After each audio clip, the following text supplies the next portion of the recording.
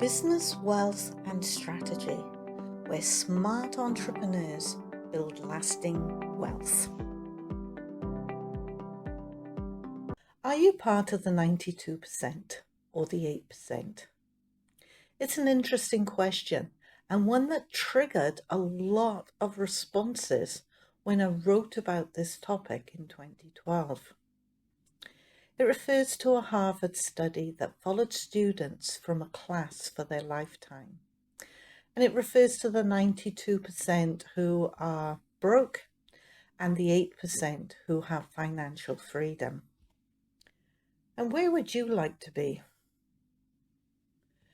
So let's take some extracts out of this study and have a look at where you think you are and what you can do to get into that 8%. Several years ago, a class of teenagers with dreams and aspirations for their future became part of a study group where they participated in a lifetime study. The study looked at how many achieved financial freedom during their lifetime. And I'm going to go through the results of that study shortly. The students selected were from similar backgrounds. They did not come from privileged backgrounds or have above average incomes or above average intelligence. They were ordinary teenagers who went on to live their adult lives. The results of the study are very interesting. As of 100 pupils coming up to their 65th birthday, and then that was then the retirement age, the statistics were 38 were dead. So those 38 didn't even get to retirement age. And I can empathize with that because, I have friends and family who have never reached the age of 65. Some who've never even got to the age of 30. So it's interesting to note that out of 100, 38 were dead. 62 were still alive, and of those 62, 38 were financially broke.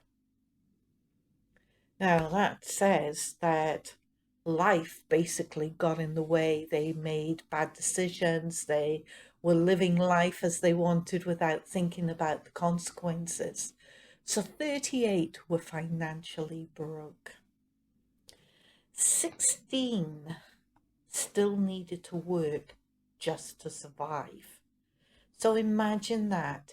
You're coming up to your 65th birthday, and when everybody around you is retiring, you still have to work just to survive. 7 had retired and had a livable income in their retirement years. So that meant that they had contributed to pensions, whether they be work-based pensions or state pensions, but they had enough coming in and had a livable income. One was wealthy. Just one person was wealthy.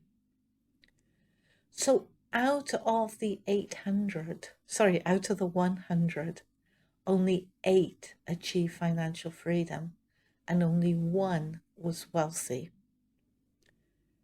So this study raised a lot of questions for me, such as why did only 8% achieve financial freedom? When during this period, people tended to work with the same employer for most of their lives, retire with golden handshakes, and have a pension for life.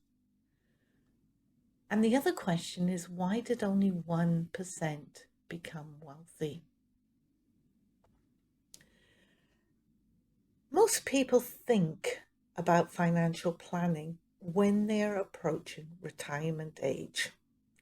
And at that stage, it's often too late to build wealth quickly enough to provide the financial freedom they desire for their retirement.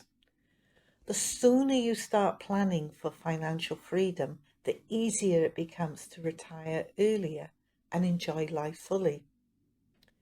Now, I can understand this because I run a program called Zero to Millionaire. It's a membership teaching different types of investment strategies for building wealth and creating financial freedom. And it's amazing the number of people who come to me who are in their 50s or early 60s and say, I want to retire within 5 years. They have nothing. They have not put anything aside. So the sooner you can think about your financial freedom planning, the wealthier you become while you live your life, and then you've got stuff there ready to retire. And for some people, you can retire earlier. Now, I've come across some common themes while I've been coaching, and I've worked in the finance industry for 45 plus years, and I've coached for around 20 years. I've been doing some coaching. And what I found is the most common mistakes. One, no plan and no goal to become wealthy. Now, many people seem to think that being wealthy is bad. But is it bad to be able to provide for your family and provide for yourself when you get to retirement age? No, there's nothing bad about it at all. You need a plan and you need goals to become wealthy. And that should be part of whatever your dreams and aspirations are for your life. You should have a little bit tucked on the side, even if it's just 1% of what you do tucked on the side to become wealthy. The second most common problem I found was lack of knowledge about investing. There's this misconception that people need a lot of money to get started investing, and that's a load of BS, because what you actually need is a desire and be willing to take action.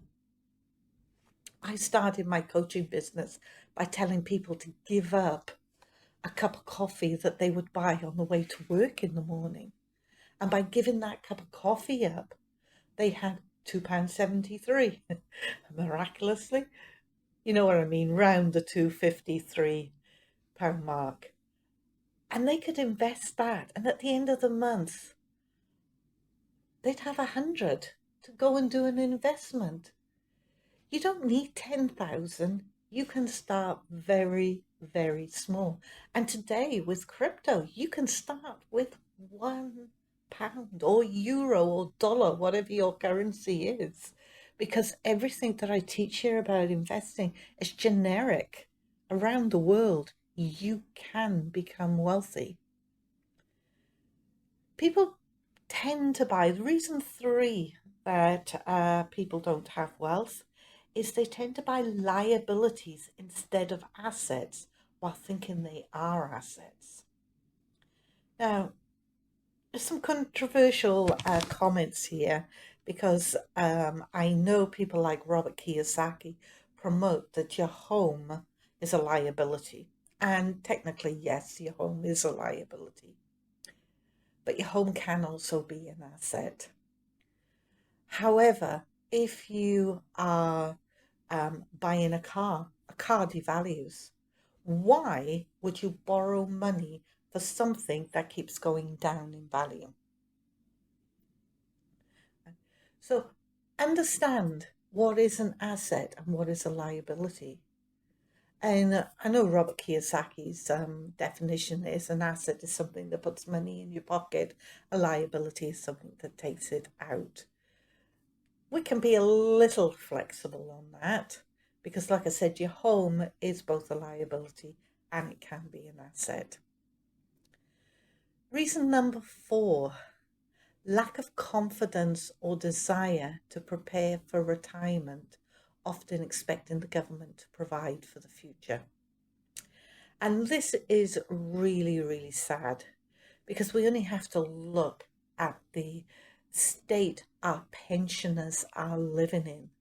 Yeah, they are having to choose between food and heating because the government is not providing for them. The cost of living is so expensive that the retirement age is not provided for. The pension doesn't adjust enough to let them live a nice, pleasant, relaxed, stress-free end of life. And number 5, a belief that investing is too complicated for them to understand. And this one I find really quite strange. Yes, there is a belief that investing is complicated. And you have to blame online for that, online businesses, online coaches, because they are trying to sell you courses. They're trying to make it sound complicated so that you think, if I do their course, then this is absolutely fantastic and I'm going to learn this. The truth is, it's not complicated to be an investor. I coach and I teach clients one strategy, and they go away and they make money that month. And the next month I say to them, what did you do? And they say, we did this. And I said, and? Well, was that it? Is there any more for us to learn? And I'm saying, no, that's it. You just do this one small step and you can leave it. Crypto, you can buy some crypto, you can invest it, and it will automatically compound.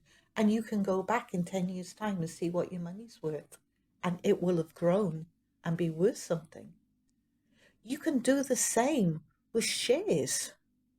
You can buy into a share that pays you monthly and leave it and let it keep compounding. You don't need to do anything. And the internet, wow, that makes it so easy for us to access things these days. You don't even need to be able to understand shares. You just need to say, I want a share that does this and this. It'll give me a monthly income. It's got a solid way of paying out. It's not overexposed. And hey, presto, AI or search will come back and provide you with something. Go and invest in it. It's not complicated to understand investing. Yes, there are some complicated methods. So when you change your belief system, you change your choices. And when you change your choices, you change your wealth and you create the financial freedom. Don't be like those people who have no security. The 92% who were broke, had nothing to live on. Only one person out of 100 was wealthy. Those statistics can change. They can change very easily. Nobody needs to be poor. Everybody, and I mean everybody, can generate income to live comfortably. Even if they don't want to be wealthy, they can still become part of the 8% who can achieve financial freedom. Are you going to do something about this and become part of that 8%? My name is Karen Newton. I'm a business and wealth strategist. And if you'd like to learn more about how to make money, you can visit my website. The link is in the notes below. And you can learn more about Zero to Millionaire membership, which will take you from literally having no money to becoming